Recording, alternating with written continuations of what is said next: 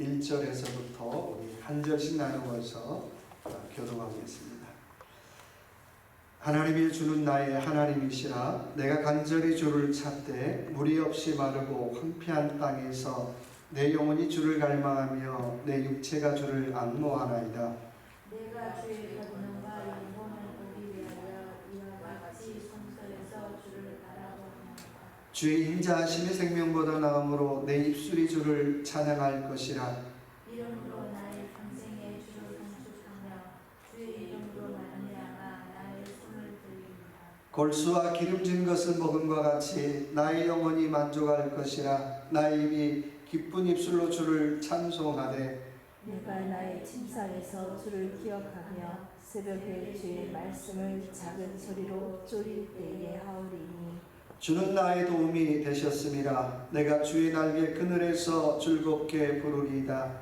나의 영혼이 주를 가까이 따르니 주의 오른손이 나를 붙드시거니와 나의 영혼을 찾아 멸하려 하는 그들의 땅 깊은 곳에 들어가며 칼의 세력에 넘어져 승냥이의 먹이가 되리이다. 왕은 하나님을 즐거워하되 주께 맹세한 자마다 자랑할 것이나 거짓말하는 자의 입은 막히리로다. 아멘. 주신 말씀 가지고 시편 63편 강해 같이 나누기 원합니다. 우리 제목 한번 같이 읽어볼까요?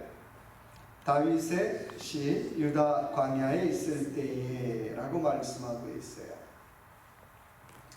내일이 우리 카타르 월드컵 한국하고 우루과이하고 첫 경기가 있습니다. 멀리서나마 열심히 응원하시기 바랍니다. 저와 여러분이 읽은 시편 63편은 우리가 잘 아는 것처럼 62편, 61편과 좀 연관이 있어요. 많은 학자들은 두 가지로 해석하는데, 첫 번째는 압살롬의 반역으로 광야를 지나는 어려운 상황 속에 지은 시편이라고 얘기를 해요. 또 어떤 학자들은 사울 때문에 고난당할 때 지은 시편이다라고 얘기를 하는데, 아무튼 간에 어떤 상황인지는 알 수 없지만 오늘 말씀의 제목을 보니까 유다 광야에 있을 때에 라고 얘기하고 있어요. 우리가 성경에 나오는 가장 어쩌면 솔로몬 그 이후에 이전에 가장 축복받은 왕이라고 하면 다윗 왕이잖아요. 근데 그의 인생에도 보면 수없이 많은 광야가 등장하고 있더라는 거예요. 세상 말로 권력도 있고 재물도 있고 부족한 거 하나도 없는 것 같은데, 가만히 보면 그의 인생에 수없이 많은 광야를 발견하게 됩니다. 우리가 잘 아는 것처럼 아들놈, 믿었던 압살롬이 반역을 일으켰어요. 그래서 유대 광야를 지나서 쫓겨나가는 그 상황 속에서 하나님 앞에 자기의 심정을, 자기의 믿음을 고백한 내용이 바로 시편 제63편입니다. 근데 제목이 유대 광야에 있을 때에 라는 얘기처럼 어쩌면 다윗만 유대 광야를 지나는 것이 아니라 우리 인생에도 수없이 많은 광야를 만날 때가 있다는 거예요. 사업하는 박 집사님, 안 그러길 원하지만 사업에도 광야가 있고요. 또 직장에도 광야가 있고요. 가정에도 광야가 있고요. 제가 자녀들을 저도 키워보니까 얘네들 그냥 다 잘 되면 좋겠는데 그 아이들의 삶 속에도 여전히 광야가 있더라는 거예요. 근데 문제는 내가 어떻게 도와줄 수가 있는 형편이 아닌 거예요. 내가 어떻게 대신해 줄 수 있는 게 아니라 그 광야를 어떻게 해요? 스스로 통과해야 한다는 거예요. 그 광야는 스스로 어떻게 통과하며 지나가야 한다라고 하는 것입니다. 어쩌면 다윗이 왕이 된 과정을 가만히 보면 다윗은 왕조가 아니잖아요. 목동하다가 어떻게 해요? 점점점 프로모션 돼서 승진해서 왕의 군대장관이 되고 사위도 되고 어느 날 왕이 됐어요. 그러니까 처음부터 왕의 가문이 아니었다는 거예요. 근데 가만히 그의 삶을 가만히 되돌아보면 수없이 많은 광야, 그 어려운 세월들을 잘 이겨내므로 그가 어느 날 왕의 자격을 얻게 되었다는 거예요. 세상에 고생 없는 인생이 어디가 있겠어요? 그래서 광야라고 하는 히브리 말은 미드바라는 말이에요. 미드바. 이 말은 말씀이나 지성소라고 하는 단어와 똑같은 그 어근에서 왔어요. 참 희한하다. 왜 하필이면 말씀과 지성소라고 하고 광야라는 단어가 똑같은 단어에서 출발했을까? 이런 거죠. 어쩌면 우리는 우리 인생의 광야에서 하나님 말씀을 듣고요.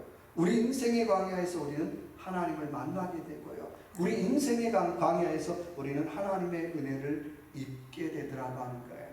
그래서 미드르마 광야나 말씀이나 지성소나 똑같은 단어는 아니지만 같은 말 줄기에서 쫙 오고 있더라는 거예요.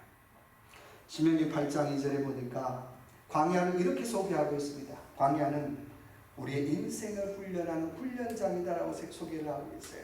8장 2절의 말씀 보니까 우리 마음이 어떠한지 훈련하고 테스트하는 것이 광야라고 얘기하고 있어요. 여러분, 광야는 우리가 하나님 앞에 어떤 훈련 받는 것일까요? 광야는 우리가 첫째 어떻게 해요?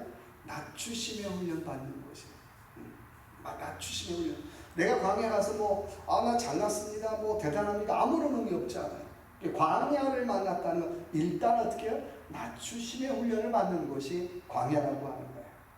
또 광야는 뭐예요? 만나를 기억하는 것이 광야라고 하는 거예요. 다른 말로 말하면 하나님의 은혜를 기억하는 것이 광야라고 하는 거예요. 이스라엘 민족이 40년 또 40년 그 광야 생활 동안 날마다 뭘 먹었습니까? 만나. 이게 뜻이 뭐죠? 이것이 뭐다냐? 이것이 뭐다냐? 몰라서 물어보는 게 아니라 쌀가루인지 들깨가루인지 우리 알 수 없지만 그 가루를 볼 때마다 이것이 뭐다냐? 라고 하는 뭐예요? 속으로 하나님께서 오늘도 내려주신 거지. 오늘도 하나님께서 나를 먹여주신 거지. 오늘도 하나님께서 나를 살리게 하나님께서 주신 것입니다라고 하는 그 고백을 가지고 그 떡 음식을 먹게 되더라고 하는 거예요. 또 하나 광야는 뭐예요? 목적지를 잊어버리지 않는 것이에요. 광야 지났습니다. 광야에서 헤매면 끝난다는 거예요. 이스라엘 민족의 최종 목적지는 어디입니까? 가나안 땅이잖아요. 가나안 땅. 다른 말로 말하면 저와 여러분에게 뭐예요? 천국이 최종 목적지잖아요. 광야가 아무리 좋아도 나 여기 살래 안 돼요. 우리는 어떻게 해요? 영적인 광야를 지나서 영적인 가나안으로 가는 것이 저와 여러분의 인생의 신앙생활의 최종 목적인 줄로 믿습니다. 광야를 지난다라고 하는 건 목적지 꼴을 잊어버리면 안 된다는 거예요. 고생했지. 저도 참 그런 분들 많이 봐요. 한국 분들 중에 고생 많이 한 분들 보죠. 근데 이게 신앙생활하면서 이 고생이 은혜로 신앙으로 승화가 되면 그것처럼 좋은 거 없어요. 근데 이게 은혜로 신앙으로 승화가 안 되면 뭘로 남아요? 한으로 남아요. 내가 지질이 고생했어. 내가 너무너무 고생했어. 내가 한이 맺혔어. 다 그런 얘기예요. 그렇잖아요. 한과 은혜는 어떻게 해요? 세상 말로 좀 표현하면 이상하죠. 한 끗 차이잖아요. 이걸 은혜로 고백하면 어떻게 해요? 이건 하나님의 은혜가 되고 하나님의 축복이 되지만 나 이거 정말 고생했어. 나 너무 배고팠어. 자꾸 그것만 얘기하면 어때요? 한 되는 거예요. 한 되는 거예요. 이스라엘 민족이 광야 40년을 지나면서 만약에 한의 시각으로 봤다면 우리 민족 정말 고생했어. 나 먹을 것도 없었어. 나 정말 세상 말로 개고생했어. 그런 얘기할 거 아니에요. 근데 하나님께서 어떻게 해요? 날마다 우리를 입히셨지. 먹이셨지. 그렇게 고백할 때 어떻게 그 한순간들은 다 은혜가 되더라고 하는 거예요. 여러분, 저 오늘 짬뽕 먹었는데 짬뽕처럼 맛있는 걸 먹은 것도 아니잖아요. 어느 날 하늘에서 내려온 데 가지고 가시 같기도 하고 들깨 같기도 하고 그런 거잖아요. 맛있어 봤자 얼마나 맛있겠어요. 날마다 그걸 볼 때마다 만나 이것이 뭐다냐. 그 얘기는 뭐예요? 있고 없고를 떠나서 하나님이 오늘도 나를 살리셨구나. 하나님이 오늘도 내 생명을 연장시키셨구나라고 하는 하나님의 은혜를 잊어버리지 말라고 하는 것입니다. 그렇게 할 때에 그 양식을 먹으면서도 어떻게 해요? 라크마 뭐라고 그랬습니까? 감격을 먹는 거예요. 신앙생활은 감동과 감격을 먹지 못하면 다 한으로 가는 거예요. 나 고생했어요. 나 정말 힘들었어요. 그런 얘기밖에 안 하잖아요. 근데 이게 감동이 되고 감격이 되면 그 고생이 어떻게 해요? 은혜를 빛내주는 도구가 되더라는 거예요. 은혜를 빛나게 하는 어떻게 해요? 조명이 되더라고 하는 거예요. 그래서 제가 목사님하고도 전화하면서 어디로 가신다고 그러면서 하는 말이 내가 시골에서 너무 썩었지. 그래서 내가 그 말을 이렇게 됐어요. 목사님이 썩었지. 속으로만. 그렇죠? 하나님께서 우리에게 주신 자리는 어떻게 해요? 다 나한테 알맞은 자리예요. 그렇잖아요. 이스라엘족이 광야를 지날 때 나 썩었지, 내가 시골에서 광야에서 썩었어, 이런 생각 갖고 있으면 어떻게 진짜 하나님이 썩히시는 거예요. 그걸 은혜로 생각하면 하나님께서 그 사람에게 그 인생에 영적 가나안의 복을 주시더라고 하는 것입니다. 자, 광야를 지날 때에 우리의 신앙의 태도를 한번 살펴봅시다. 자, 1절 볼까요? 하나님이여 주는 나의 하나님이시라. 내가 간절히 주를 찾되 물이 없이 마르고 황폐한 땅에서 내 영혼이 주를 갈망하며 내 육체가 주를 어떻게 해요? 악무하나이다. 자, 첫 번째 신앙 고백, 나는 주를 뭐 한다고요? 악무한다. 지금 어디를 지나고 있어요? 광야를 지나고 있어요. 광야를 지나고 있으면서 어떻게 해요? 진짜 날마다 어떻게 해요? 이게 맛있는 건지 맛없는 건지 구분도 안 되는 그런 거 먹으면서도 어떻게 해요? 나 죽겠다. 그게 아니라 나는 그래도 어떻게 해요? 주를 악무하나이다 라고 고백하고 있어요. 여러분, 악무한다는 게 뭐예요? 말 그대로 우러러보고 그리워한다는 거예요. 우러러보고 그리워한다는 거예요. 여러분, 인생의 광야를 지날 때 누가 제일 보고 싶습니까? 누구를 제일 그리워하나요? 10명 중에 9명은 다 누구 그리워해요? 엄마. 아빠 그리워하는 사람이 별로 없어요. 그러니까 엄마가 제일 보고 싶어요. 근데 신앙인은 엄마도 보고 싶은데 더 중요한 건 어떻게 해요? 주를 그리워합니다. 우리 인생의 광야는 피할 수가 없는데 그 인생의 광야를 지날 때 내가 누구를 그리워하는가가 나의 신앙의 현 주소라고 하는 거예요. 그렇잖아요. 많은 사람들이 엄마는 오케이. 근데 어떻게 많은 사람들이 권력, 많은 사람들이 사람, 돈, 이런 거 그리워하잖아요. 근데 오늘 말씀 보니까 믿음의 사람, 신앙의 사람은 다시 어떻게 해요? 하나님을 악무하나이다. 내가 하나님 우러러보고 하나님 내가 그리워합니다. 내가 그리워하고 하나님 좋아합니다. 찬송가 225장이 찬송복에 이런 찬송 있잖아요. 주를 악무하는 자 올라가 뭐처럼요? 독수리같이. 여러분, 신앙이 뭘까요? 신앙은요 내려가 빠꾸에 이런 게 아니라 어떻게 자꾸 올라가는 거예요. 내가 크게 막 걸음을 이만큼씩 해서 올라가는 건 아니지만 내가 매일매일 요만큼이라도 조금씩이라도 올라갈 때에 그 신앙이 성장하는 것이고 그 신앙인이 하나님 앞에 올라가는 신앙인인 줄로 믿습니다. 그렇잖아요. 근데 그 올라가는 과정 속에 쉬울까요? 여러분은 늘 얘기하는 것처럼 자, 여리고에서 예루살렘으로 올라가는 길 한 1.2마일 정도 되죠. 그 길이 쉬운 길이에요? 강도 많아요. 골짜기 많아요. 도둑놈들 많아요.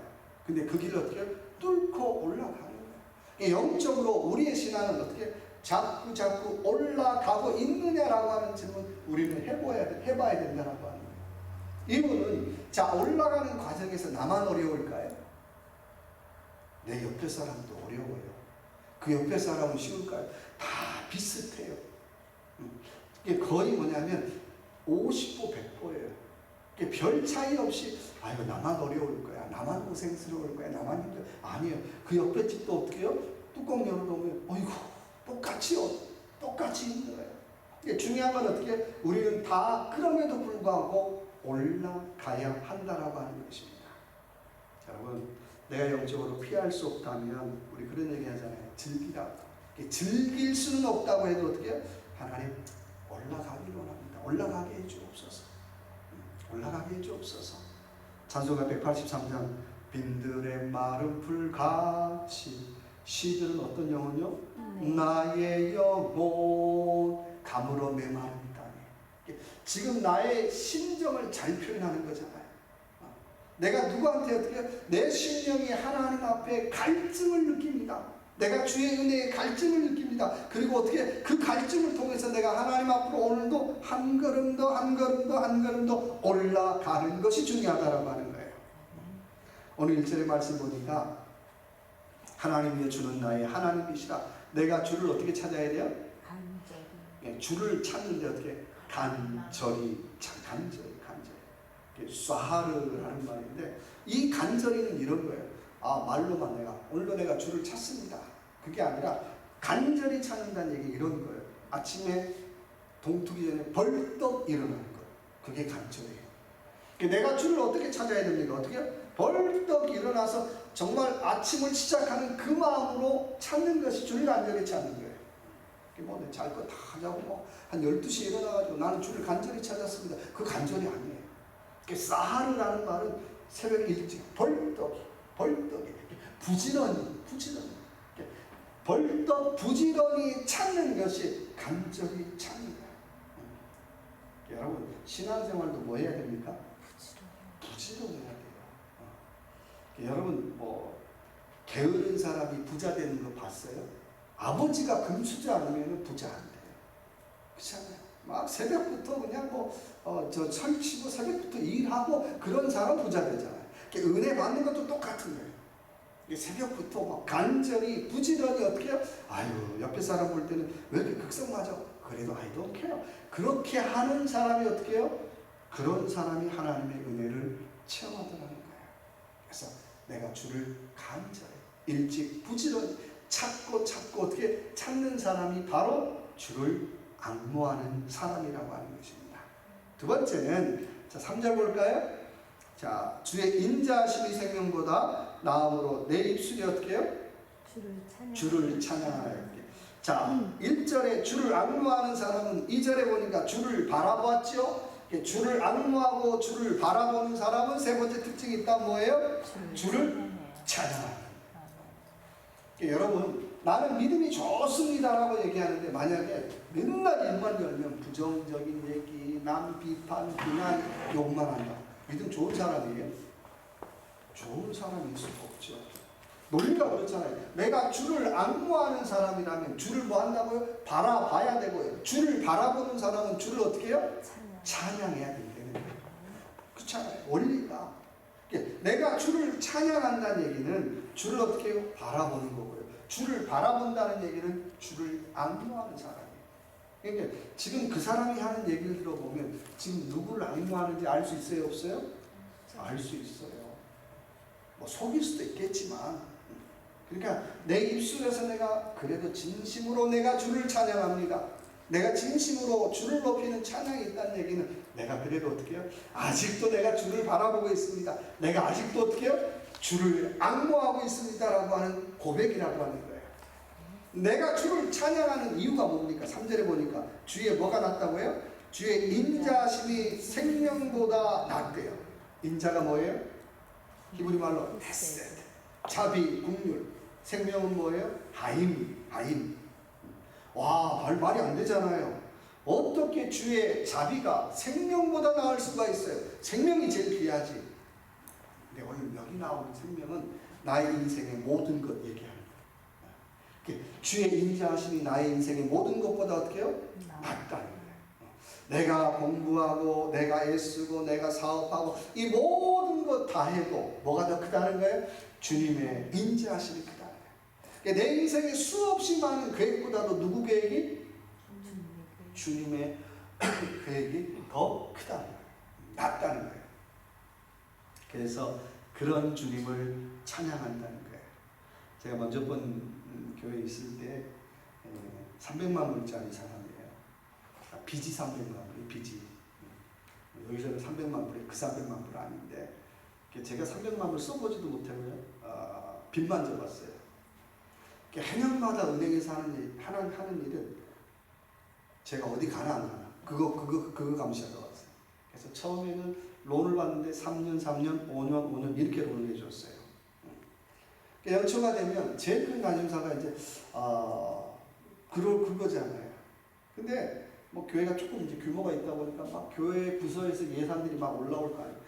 목사님 올해는 전도를 해야 됩니다. 뭐 해야 됩니다. 다 올라오잖아요. 다 올라오면 당에서 하는 일이 뭘까요? 다 뭐예요? 깎아. 이유는 뭐 해야 되니까요? 빚 갚아야 되니까. 이 교회 재정의 53%가 빚 갚는 데 다 들어가는 거예요. 이게 이제 외부에서 오시는 분들이 이해를 못하죠. 목사님, 이건 건강한 구조가 아닙니다. 교회가 구조가 잘못됐습니다. 온갖 비판을 당하는 거예요. 근데 누가 모르냐고요. 비판은 쉬운데 책임지는 당사자는요, 일부리 아쉬워요. 일부리 아쉬워요. 제가 제일 힘든 시간이 언제냐면 연초에서 연초. 고민이 많아져요. 이유는 올해 그 부서의 재정 그게 아니라 올해 선교가 잘 될까 그 고민보다는 어떻게 해요? 올해 빚은 잘 갚을 수 있을까? 여러분 1년에 28만 불, 30만 불을 갚는 거예요. 생각해 보세요. 쉬운 거 아니에요. 올해 빚은 잘 갚을 수 있을까? 항상 고민이에요. 그래서 혼자서 어떻게 걱정 가운데 혼자서 따로 예산을 써요. 혼자 따로.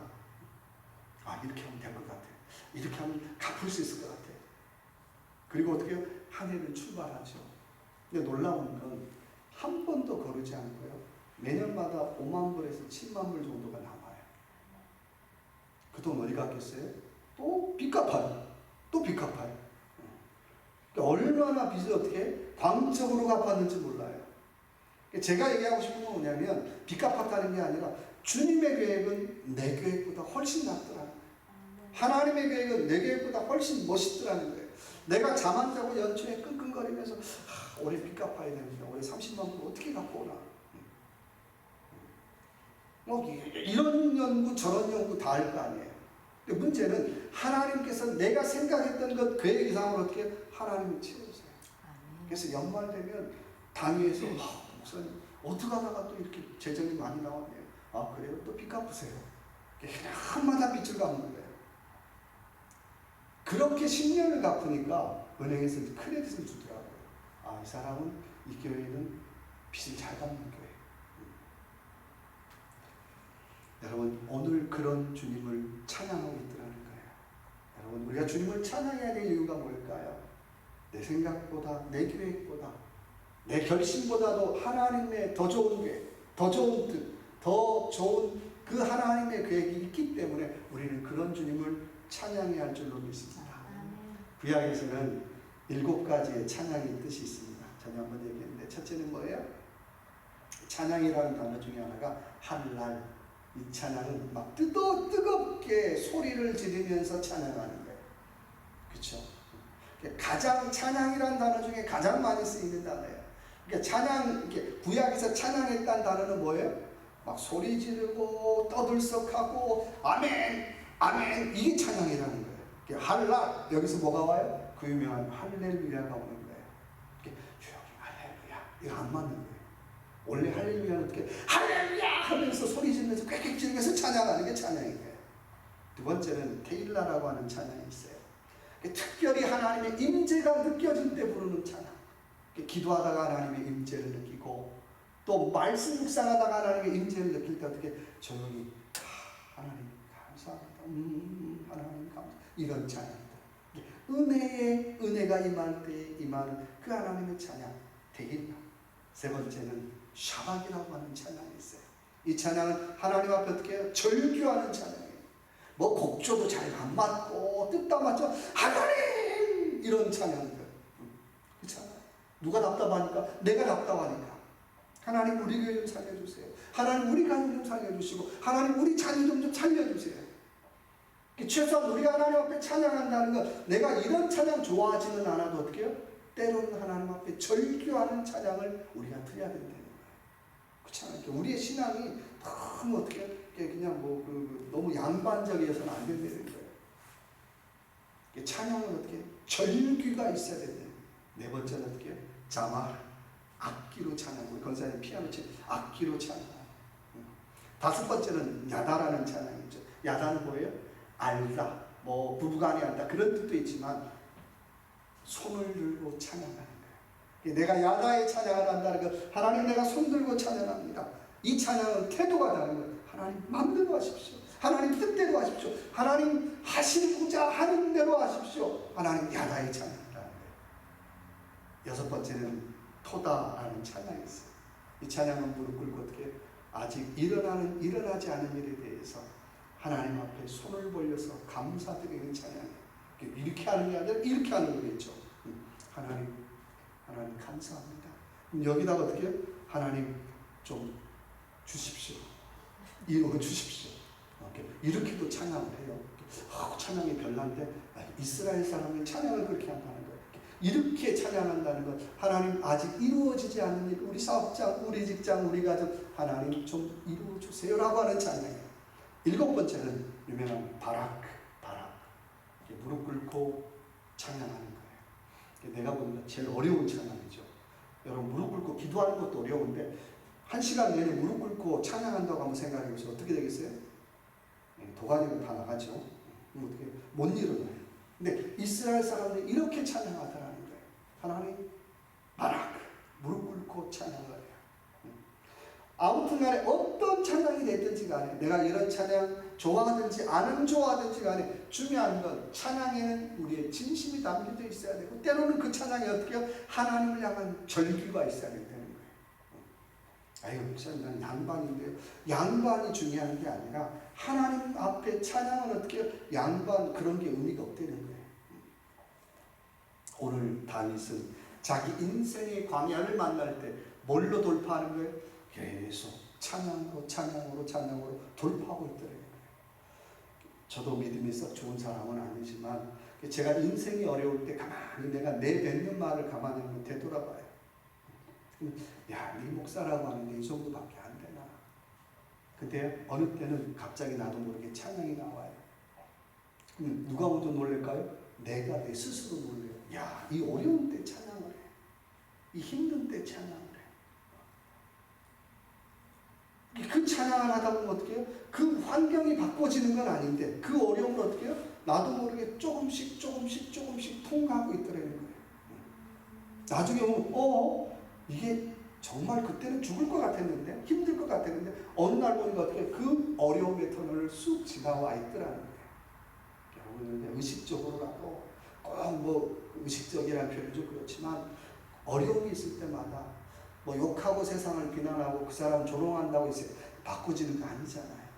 그때 할 수 있는 일이라면 어떻게 주님 찬양이 안 나오는데 찬양이라도 한번 해보기로 합니다.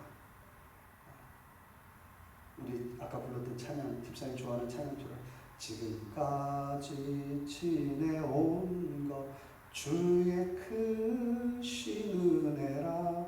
이게 참 어렵지만 그래도 가만히 생각해 보니까 하나님 은혜입니다. 그런 믿음의 고백으로 어려움을 찬양으로 돌파할 수 있는 저와 여러분 되시길 주님의 이름으로 축원합니다. 세 번째는 우리 5절 볼까요? 골수와 기름진 것을 먹음과 같이 나의 영혼이 만족할 것이라. 나의 입이 기쁜 입술로 주를 찬송하리이다 라고 말씀하고 있어요. 자, 광야에서 세 번째 고백하는 말은 나의 만족이 누구한테만 있다는 거예요? 주님에게만 있다는 거예요. 나의 입이 기쁜 입술로 주를 찬송한다는. 뭐가 기뻐요 지금? 아들놈이 반란 일으켰잖아요. 유대 광야를 통과하고 있는데 뭐가 좋아요? 근데 그 어려운 광야 속에서 고백하는 말은 골수와 기름진 것을 먹은 것 같이 나의 영혼이 어떻게 해요? 만족스럽습니다. 골수와 기름진 것이라는 얘기는 최고의 파티예요. 최고의 잔치예요. 최고의 잔치와 최고의 파티를 여는 것처럼 하나님께서 내 심령에 내 영혼에 몰려 만족함을 주고 계시더라고 하는 거예요. 어디에서요? 광야에서. 광야는 무엇입니까? 라고 질문한다면 하나님께서 내 영혼에 잔치를 베푸시는 자리가 광야라고 하는 거예요. 보면 하나님 뭔 잔치요? 잔치는 무슨 잔치요? 죽게 생겼는데. 근데 가만히 보면 하나님께서 내 심령에 내 영혼에 잔치를 법회를 베푸시는 자리가 바로 광야라고 하는 것입니다. 내 사업장도 마찬가지죠. 내 가정도 마찬가지고요. 광야를 지나면 다 죽게 생겼는데 가만히 보면 어떻게 하나님께서 우리 가정에 내 심령에 잔치를 또 베풀고 계십니다. 가만히 한번 찬찬히 보시라는 거예요. 그러면 그 잔치를 통해서 오늘 고백이 뭐라고 고백합니까? 나의 영혼이 만족할 것입니다. 좋은 자리, 좋은 환경, 넉넉한 환경이 아니라 광야에서 내 심령이 내 영혼이 만족스럽습니다라고 고백하고 있더라는 거예요. 여러분 정말 행복한 인생 아닐까요? 다 좋고 세상 말로 환경 좋고 다 좋은데 내 영혼 편안합니다. 누구나 다 할 수 있죠. 신앙인이라면 적어도 인생에 한 10번쯤, 한 번은 너무 작고요. 한 10번쯤은 이런 광야를 지날 때 내 영혼이 만족스럽습니다. 내 영혼이 평안합니다. 내 영혼이 만족스럽습니다. 라고 고백해야 진짜 신앙인 아닐까요? 정말 하나님 앞에 자기 그 인생의 광야를 지날 때 하나님 앞에 어떻게 하나님 내 영혼이 만족스럽습니다라고 고백할 때 하나님께서 어떻게 해요? 딩동댕 오늘 너 20포인트 땄다. 천국에서 어떻게 아마 하나님이 덩실덩실 춤출 거예요. 너 그렇게 안 봤는데 너 원망하고 탓하고 비난할 줄 알았는데 너 그렇게 안 봤는데 거기서 만족스럽다고 하니 어떻게 해요? 누가 뿌듯하겠어요? 하나님 뿌듯하지 않겠어요? 그렇잖아요. 내 영혼이 만족합니다. 그런 사람은요. 자, 6절 한번 다시 읽어볼까요? 자, 내가 나의 침상에서 어떻게 해요? 새벽에 주의 말씀을 작은 소리로 읊조릴 때에 하며 그런 사람이 하는 태도는 내 잠자리에서 누구를 기억한다는 거예요? 주를 기억하며. 여러분 하루에 일과를 다 마치고 여러분 침상에 들어가서 여러분 무슨 생각하십니까? 오늘 내가 그놈의 인간, 안 좋은 인간, 내가 가만뒀으면 안 되는데 그런 건가요? 서운함, 섭섭함 이런 것들 아무런 의미 없다는 거예요. 누구만 손해요? 나만 손해요. 신앙인은 적어도 평생에 이건 100번쯤, 아까는 10번이지만 나의 침상에서 누구를 어떻게 해요? 주를 기억하라는 거예요. 새벽에 주의 말씀을 어떻게 해요? 작은 소리로 어떻게 해요? 읊조릴 때 하오니. 아까 얘기했죠. 읊조릴 때 찬양은 어떻게 한다고 그랬어요? 하나님의 은혜가 임할 때에 하나님 감사합니다. 하나님 감사합니다. 적어도 우리는 침상에서 어떻게 해요? 내 왼수, 나 섭섭했던 것들, 내가 오늘 한 맺힌 것들을 기억하는 게 아니라 오늘도 내 잠자리에서는 어떻게 해요? 주님을 묵상할 수 있는 저와 여러분 되시길 주님의 이름으로 축원합니다. 왜 나라고 원수가 없겠어요? 섭섭한 것 많고 어떻게 해요? 그놈의 인간, 가만뒀으면 안 돼. 그런 인간들이 있겠죠. 근데 그래봤자 어떻게 해요? 내 속만 끓이는 거예요. 그래서 하나님, 내가 내 잠자리에서는 주님을 묵상하기를 원합니다. 우리 세상 말로 밤중에 누가 활동을 가장 많이 합니까? 악령들도 활동 가장 많이 하잖아요. 근데 거기다가 어떻게 해요? 한 맺힌 거 계속 생각하고 있고 미운 사람 계속 생각하고 있고 어떻게 섭섭한 거 계속 생각하고 있으면 누가 좋다고 그랬어요? 얼큰이 마귀가 제일 좋아할 거 아니에요. 마귀가 역사 못하도록 어떻게 해요? 하나님 오늘도 내가 섭섭한 것 많고 미운 사람 많은데 하나님 오늘 이 잠자리에서만큼은 내가 주님 묵상하기 원합니다. 어렵지만 하나님의 은혜를 내가 묵상하기 원합니다.